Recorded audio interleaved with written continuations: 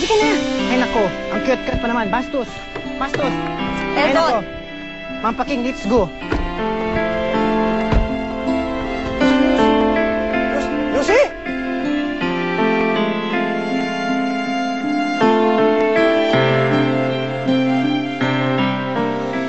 Basta pagpasok ko rito, may babaeng alimaw. Pinatay niya si Boss Jeremy. Hindi ako bangag. Totoo nga aking sinasabi. Babae ang pumatay kay Boss Jeremy. Mukha siyang tipaklong. Maniwala kayo sa akin. Totoo ang sinasabi ko. Babaeng halimaw ang pumatay kay Boss Jeremy. Halimaw! Maniwala kayo, sir. Halimaw siya. Halimaw! Halimaw yung pumatay kay Boss Jeremy. Ikaw ba may gawa nun?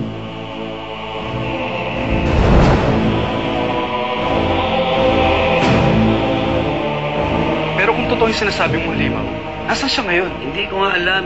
Biglang nawala. Sumakay sa elevator, pagbukas wala na. Si Lucy Gutierrez ang naroroon. Baka siya ang halimaw. Kasi magkatulad sila ng damit eh. Papain mukhang tipaklong. Halimaw. Baka siya may hawak ng pintas. Kailangan kong makita ang Lucy na ito. Baka nasa kanyang medalyon.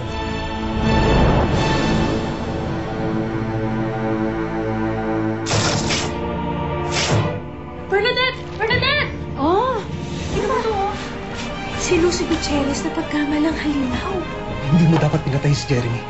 Hindi mo dapat nilagay sa kamay mo ang batas. Bakit din natin siya? Mas maganda dyan kung puntahan natin siya eh. I have an idea. Let's have a party. Party? Gusto kong imbitahin itong si Lucy Gutierrez. Mukhang merong tinatagong sikreto tong kaibigan ko. Totoo may kaibigan siya higanting gagamba.